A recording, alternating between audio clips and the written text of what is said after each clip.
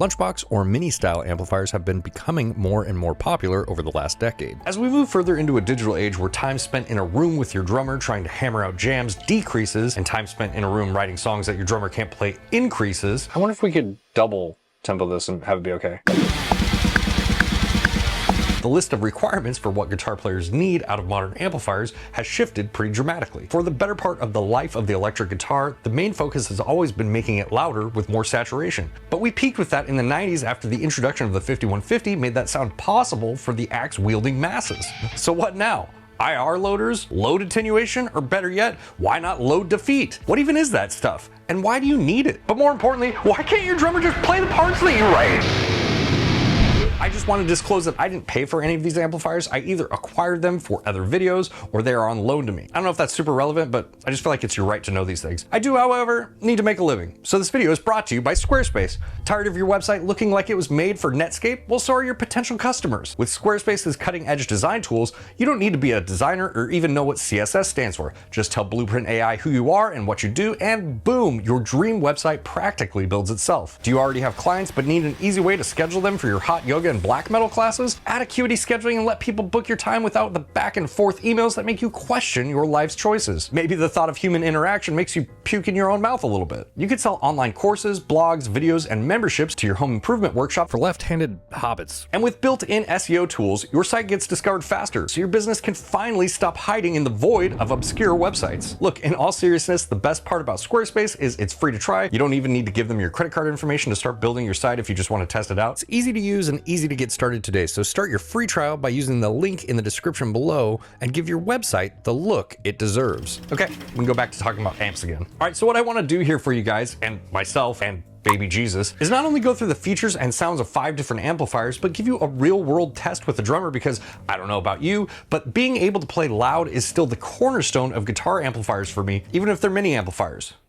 Oh, they don't want to be called that anymore? Little amplifiers. And for that reason, I'm not gonna lie, some of these amplifiers just wouldn't cut it for me. Now, I can already hear that snarky keyboard contrarian with stale socks in the comments. But Taylor, the sound guy doesn't even want you to turn up. No one even uses 4x12s anymore. I hear you. Just remember, it's better to have it and not need it than to need it and not have it. You can get back to moderating your subreddit now. All of the amplifiers that we're going to be looking at today are entirely tube-based. There are cheaper hybrid options, but I wanted to stick to tubes in this one. They also all come in at the $660 to $1,350 price range. If you're curious why I picked these specific amplifiers, they're just the ones I get asked about the most, especially after my last video with the ENGL Ravager. And putting more than 5 amplifiers in a video is a lot, so I just capped it at 5. If there's something that you were hoping to see but didn't, let me know in the comments and I will try and include it in the next one. So that's the plan for today. I want to put all of these amplifiers through a full gauntlet, and then at the end I will tell you what my pick was if money wasn't an option, as well as what I think the strengths and weaknesses are if you are on a budget. So let's start with the first amp. What am I, AI? Let's start at the top with the cheapest of the selected amplifiers. This is the EVH5150 EL34 15 watt. It is a 2-channel 15 watt amplifier, the power section featuring a single EL34. But you do have both resonance and presence knobs for that single tube. There are 2 power output jacks switchable between 4, 8, and 16 ohms. It has built-in overdrive circuits for each one of its channels, so 2 channels with 2 variations each.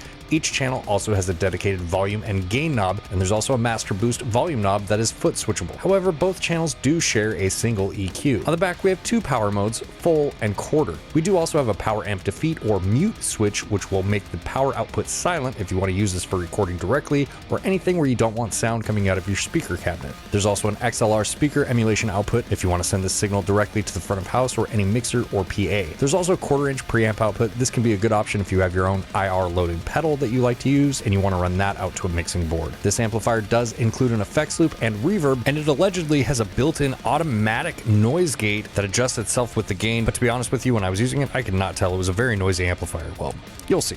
And it does come with a foot switch, and for all of that, you're going to spend $659 at the time of making this video.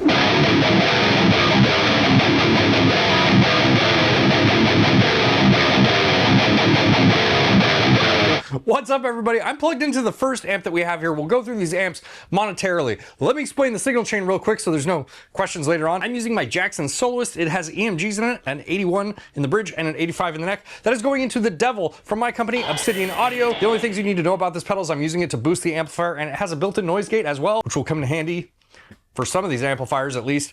If you want more information on that, it's down in the description. I'm running that into whatever amp we happen to be using at the time that you're seeing it or whatever. In this case right now, it's the 5150 EL34 Iconic 15 watt. This one right here. It looks like a 50 watt amplifier, but it's not. It's a 15 watt amplifier. It's just a big head shell. And then we are going to power this 𝗦ci𝗰𝗶𝗹 4x12 cabinet. Now you might be asking yourself, Taylor, these amps are small. Like, why don't you use a 2x12 or something? That's a great question. Because some of these amplifiers are not going to be able to push this 4x12 cabinet. Like, spoiler, sorry. But some of these are not going to be able to push a 4x12 cabinet the same way, and it will be more obvious with a 4x12 cabinet as opposed to a 2x12 cabinet. And I'm sure, like, you want to know, where's the red line on these things, right? I do. I'm using also this decibel meter. Now, this thing might actually make things a little bit more confusing in some ways. Like, I think it's better to have it than to not have it. But the thing that I've noticed with the decibel meter, it can be misleading. Sometimes it will show you things and make them look like they're very loud when they're not very loud. But the ultimate test, of course, is to use it in a live practice scenario with a real drummer at drummer volumes. So we're gonna do that later on in this video. Okay, let's turn this guy back on. I had to turn this off because it is so noisy. Ground lift isn't doing anything. Yeah, it's very noisy.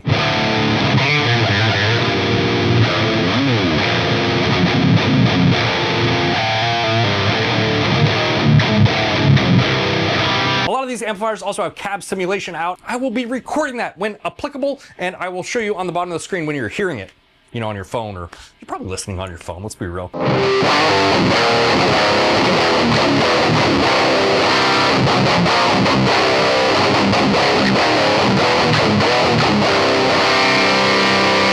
this has a lot of the same features as the 5150 Iconic non-EL, just the normal 5150 Iconic big boy amplifier. One that it doesn't have that I wish it had is the noise gate, because god damn, it's so noisy. But we could turn, I have the burn on right now.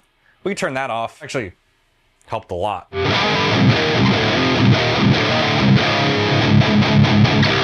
I'm not gonna really go in deep tone questing with these amplifiers. I just wanna give you an idea of what they do and what they sound like. That way later on in the video, when I'm playing it at the practice space, you already know these things. Like, you have some familiarity with them.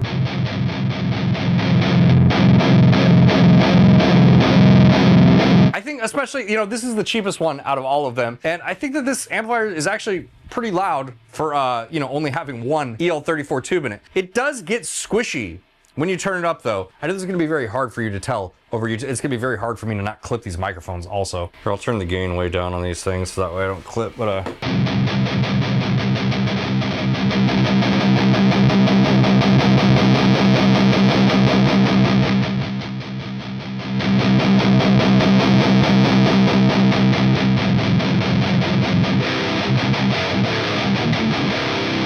and again, I know that's really hard to tell over YouTube. That's why we're gonna do the drummer thing later on. 3.5 is about where you hit the ceiling on the headroom though. And in my opinion, that taper is a little bit misleading. Let me explain. I think when you're looking at that, you're looking at the volume and you're like, Wow, it's at 3.5 and it's really loud. I still have a lot of headroom to go. you don't. Like, you're pretty much at the top there. And as you turn it up more, it doesn't necessarily get louder. It just gets more compressed and more mid-focused sounding. If you've experienced this with a solid state amplifier, because I feel like it's more common with solid state amplifiers, then you know what I'm talking about. Like, you push them up and they just get squishier and sounding. I do want to go to the clean channel here. Clean. It's not gonna be a clean channel. My favorite tone for a 5150 typically is like the green with the crunch on or an overdrive mode in this case.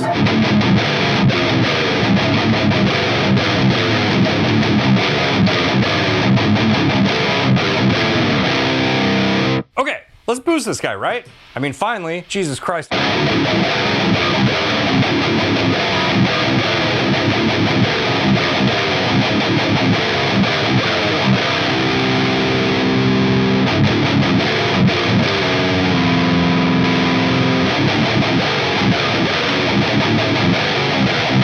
Yeah, dog. Let's boost the red channel, right? See what happens there.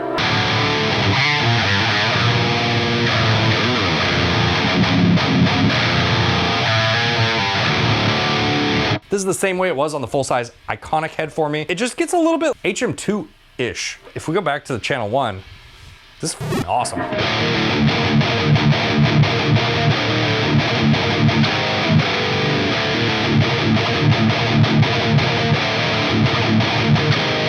Oh, you know know, we should probably do clean channels on amplifiers too, because I know there's at least like 5 boomers in my comments that get really, really upset if I don't do clean channels. Let's see if we can get some clean.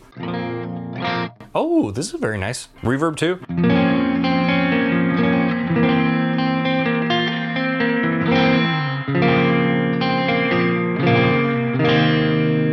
Okay, so really, really decent clean channel actually, and I know that's important to some of you, probably not those of you that watch my channel regularly, but maybe, you know. So there it is, clean, reverb, it's got it. I can't end on that though, I gotta end on a chonky riff, right?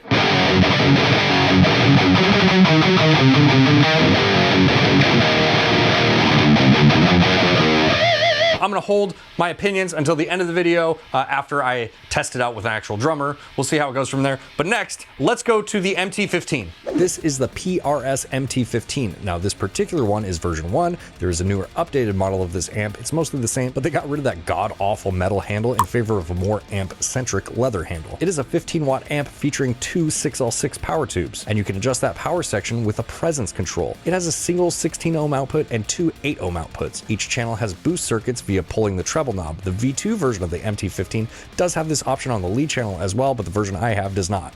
FYI. Each channel also has an independent EQ. Now, in terms of power attenuation, we have a toggle switch to between half and full power, but no option to mute the speaker output completely. There are no direct out or cab simulation options on this amplifier either. It does not have any built-in reverb or a noise gate, but it can be controlled via foot switch to switch between the channels. And this amp currently runs $806.65 at the time of this video, which is a really weird price.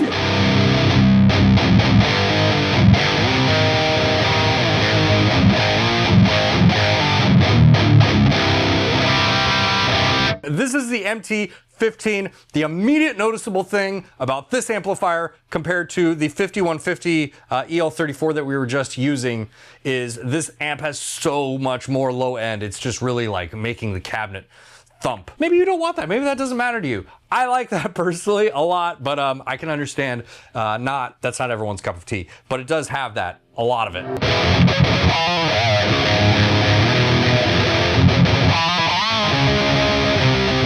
In terms of like features, maybe not the most feature loaded on this list, but it's just, man.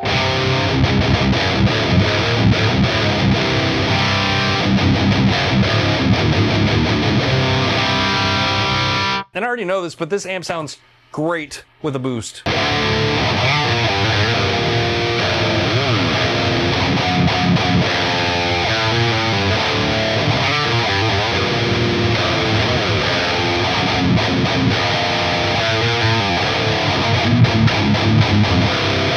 And we're at a very low volume right now too. I actually have a hard time using this amp just normal day-to-day like this because it is very loud. It's surprisingly loud for a 15-watt amplifier.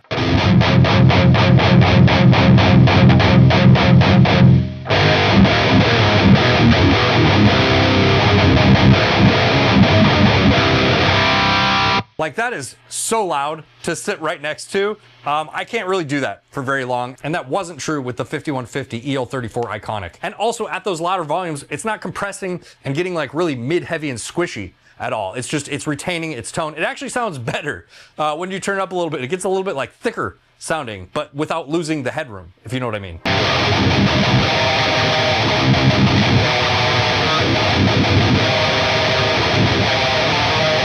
Of course, for those of you that want to hear the clean channel, let's do that real quick.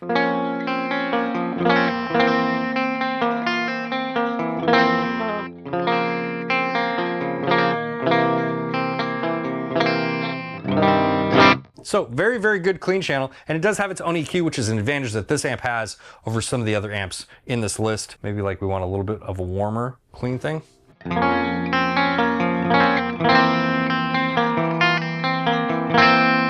And you can also pull the treble knob out if you want more of like an edge of breakup sort of sound.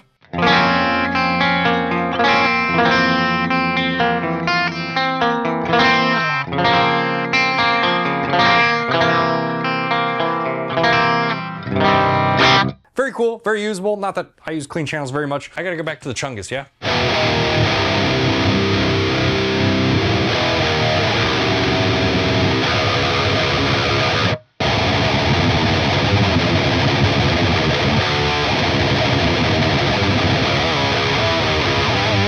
This thing is hard to beat.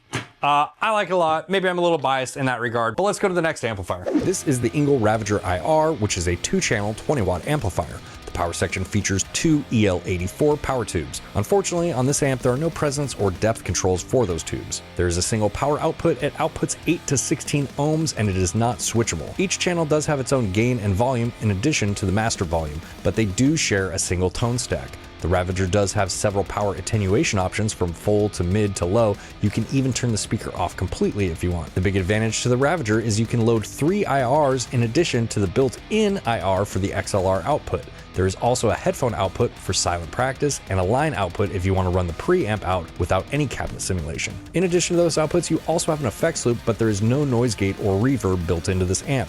And though it is foot switch controllable, it does not come with one. And the Ravager is going to set you back $879 at the time of this video.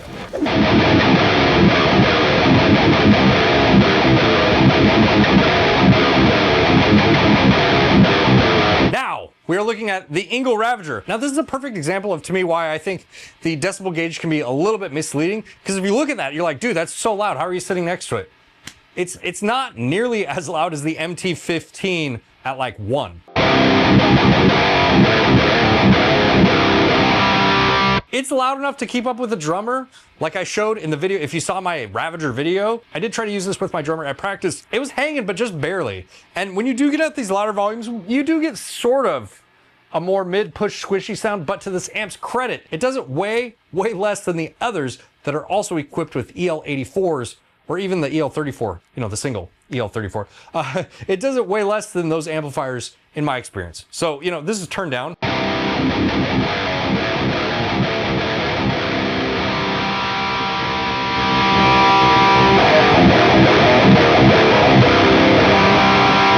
I feel like it does a pretty good job of maintaining its tone when you push it louder. Now, another thing, a caveat that I need to mention, that I mentioned in that demo as well, is I think a lot of the reason for that is this amplifier doesn't have a tremendous amount of high end. Like, there's no presence control on it. And even if you turn up the treble, I mean, the treble's basically turned up all the way, but it's not.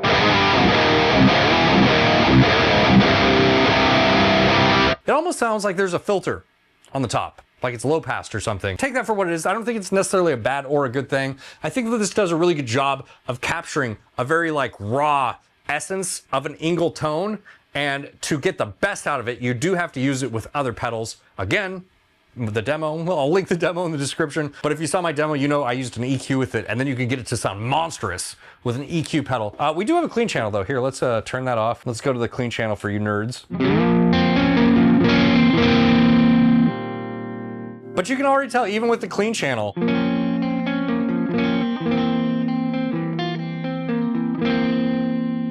not only do we share an EQ with the lead channel,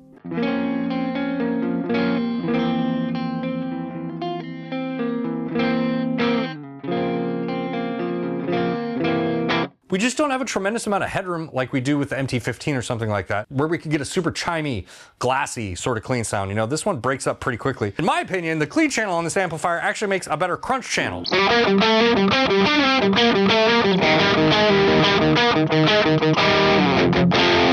I like this channel as a crunch so much more than as a clean. And then with this one, obviously it's called the Ravager IR, but you can load your own IRs into this. It does come with a stock IR. That's what you're hearing right now.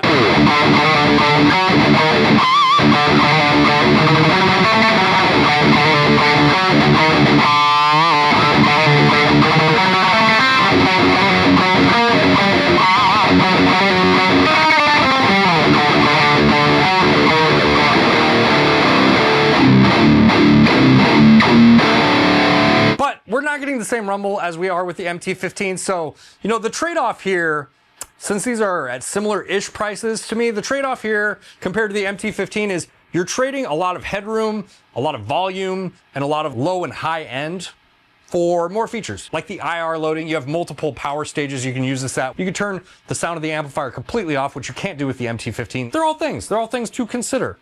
I'm probably making this whole situation a lot more confusing than it needs to be. Let's move on to the next amplifier in this list, which is the 6505 mini head. This is the 6505 mini head. It is a 20-watt head featuring two EL34 tubes, and you do have control over those tubes in the form of a master presence and resonance control. It has a single speaker output that is switchable between 8 and 16 ohms. If you're familiar with any PV5150 or 6505, then you'll see familiar channel features, mainly the fact that the rhythm channel has a bright switch as well as a crunch switch, one of my personal favorite features on any 5150 or 6505 style amp. Both channels do share a single tone stack, but they have independent volume controls. We have 3 power output options as well as a speaker defeat if you want to turn off your speaker output completely. There's built-in cabinet simulation via the XLR or headphone outputs, but you cannot load your own impulse responses. This amplifier does have a built-in effects loop and also features a reverb, but no built-in gate. It's also foot switchable for both the channels as well as the reverb and the effects loop, and it will set you back $899 at the time of making this video. But right now they're actually on sale at Sweetwater for $799, so maybe there's a price drop coming.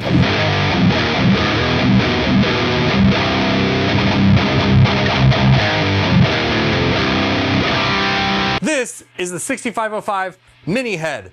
It is very noisy. Okay, so this is a little bit of a step up from the Ravager, not only in price, but in feature set too, because you have a lot of the same features that you have with the Ravager. You don't have IR loading per se, you do have a cabinet simulated output, you do have line output, you do have speaker defeat on this, you have several power output options as well. And the best thing about this amplifier, in my opinion, is it's a 5150.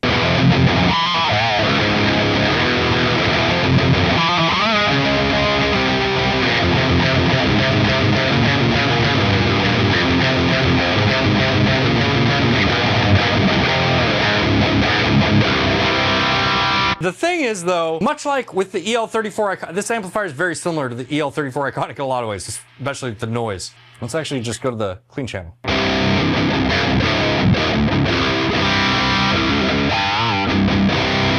But much like the EVH EL34 and the Ravager, you do get compression at higher volumes. And this is about as loud as it gets. Now the taper's not as offensive where you turn it up to 3.5 and then that's about the headroom, and then from there it just gets squishier and fills out more. You know, it does that around 6. So I feel like the taper's a lot more linear with this one in terms of hitting the headroom. It still has that same thing going on. Like this probably looks very loud according to the meter, but I'm sitting next to it and it's not, you know, killing my ears. Whereas like the MT15, again, just, yeah, not sitting next to that thing for very long. Let's boost the green channel on this guy.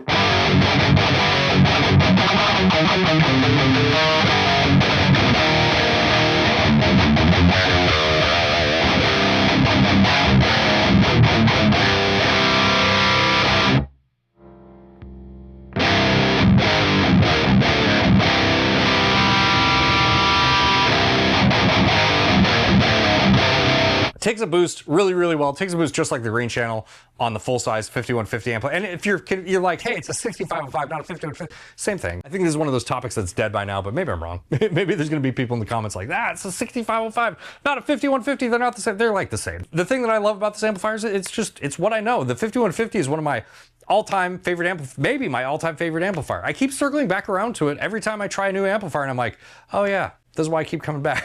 It's also tied for the smallest out of all of these amplifiers. So if that matters to you, that's a consideration as well. I think the ENGL Ravager is just barely smaller than this, and the ENGL Ravager does have a nicer leather handle for when you're carrying this little thing around your practice space. You're like showing up with your little amp, like, look, it's so cute. Let's go to, let's see, you know, clean tones for the boomers.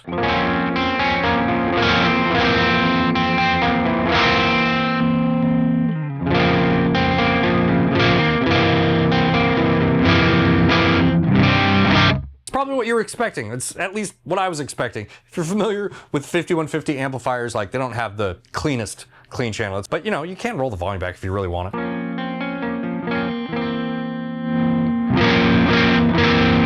If you're into a 5150, you probably already know this stuff, but I gotta do my due diligence, right?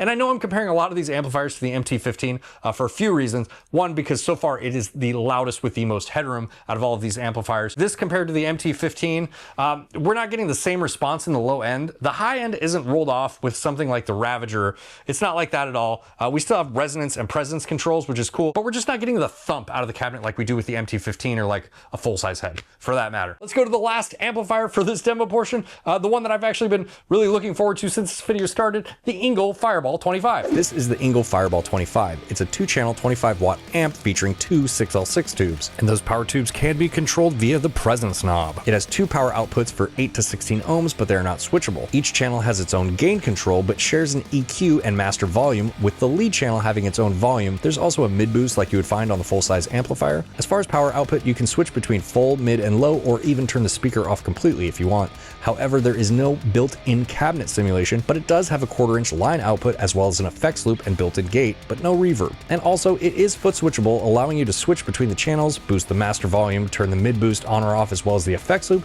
but it does not come with a foot switch. And this amplifier is the most expensive on this list at a whopping $1,350 US at the time of making this video.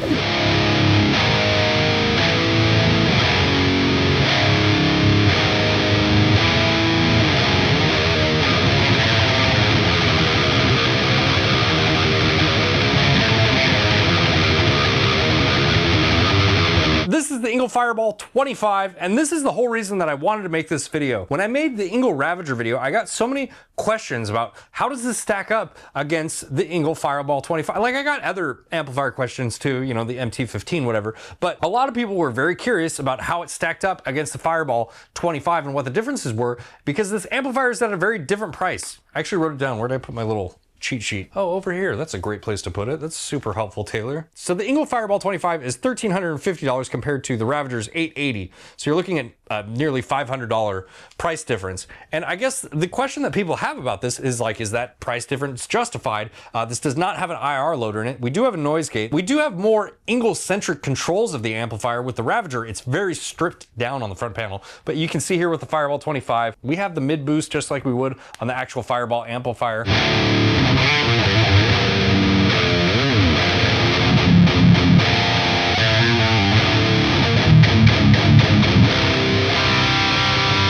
Now it does have a line output. It also has an effects loop, so you know you could use a cab loader pedal if you really want some sort of simulated speaker out. We're not doing that for this because you know it's not built in, so it would defeat the purpose of me demonstrating that. This amplifier is very, very loud, and it has that full width, like the low end that thumps the cabinet, and then like the high end to get the sizzlies. You know, if you want that. We're very low on the volume right now, and we can turn this thing up.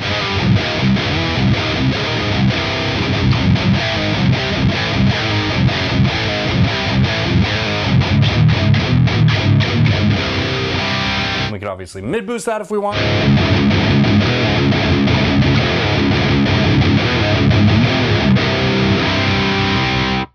And let's boost the actual amplifier.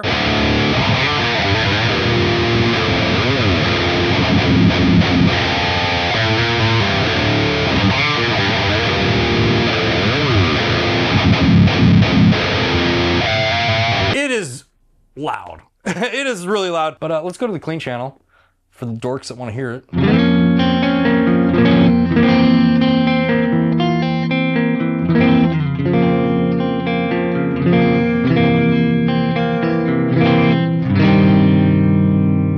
Now, the one thing that it kind of suffers from is you don't have separate EQ with this clean channel like you do on the MT15, which, you know, kind of sucks because I would definitely dial this in a lot different than I would my lead tone. But again, you know, these are just things to consider. I mean, look, I'm making the decibel meter vibrate off the head.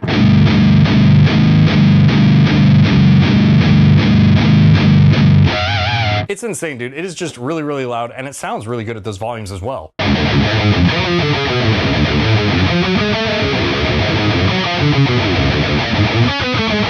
So let's take these things to practice, hear how they sound with a drummer, and then I'll give you guys those final opinions. Cool.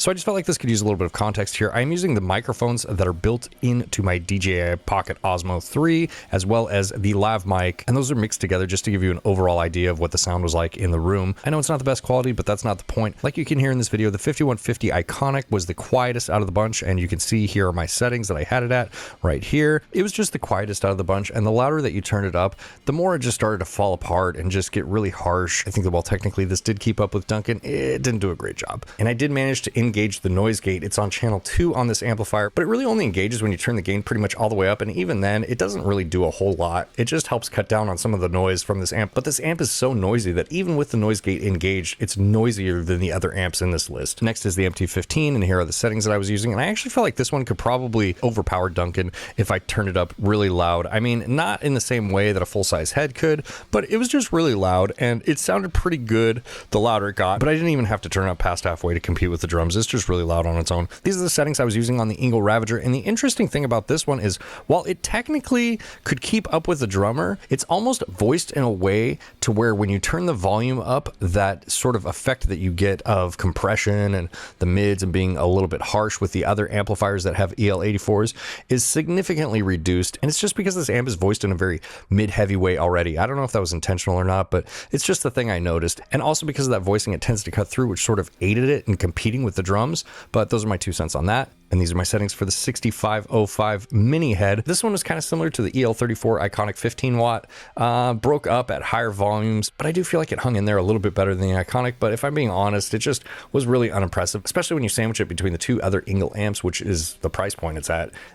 You know, just not very impressive. And then lastly, here are my settings for the Fireball. The thing that can't really be conveyed in this video is how thick and loud this sound was. Now, I probably could have EQ'd this to be a little bit more mid-heavy, and it would have translated to the video better, but in the room, this thing was so loud, and it just sounded so full and big, and it just didn't sound like a little tiny amplifier, and I think that's the thing I liked most about it. And the noise gate also came in very, very handy.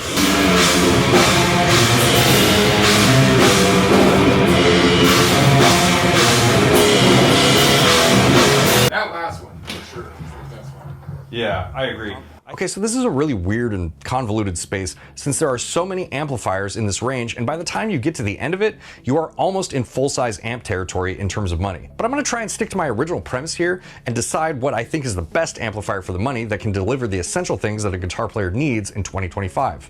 Or 26, or whenever you're watching this video. The most important need being flexibility between practicing and recording. For me, the biggest issue with small amplifiers is they don't really hold up at rehearsal volumes, and even when they do get to acceptable levels, you're basically redlining the amp. But there are 2 amps on this list that are standouts to me, the MT15 and the Fireball 25. And the reason is they just handle louder volumes that these other amps can't. If you're looking for specific features like built-in cab emulation, then these options might not be for you, especially the MT15, which barely has any modern features, and it's more or less just a very loud amplifier in a very small package. So the clear winner, in my opinion, is the Fireball 25. Not only does it sound like a real full-size amplifier and handle loud volumes like a champ, but it also has a speaker defeat and line output for silent recording. It doesn't have features like built-in cab simulation or a headphone output or anything like that, but I feel like those can be overcame pretty easily if you're using it for recording. If you absolutely need those features though, this wouldn't work for you. Now, if I was being budget conscientious and I wanted the recording features, I'd go with the Iconic EL34 15 watt head.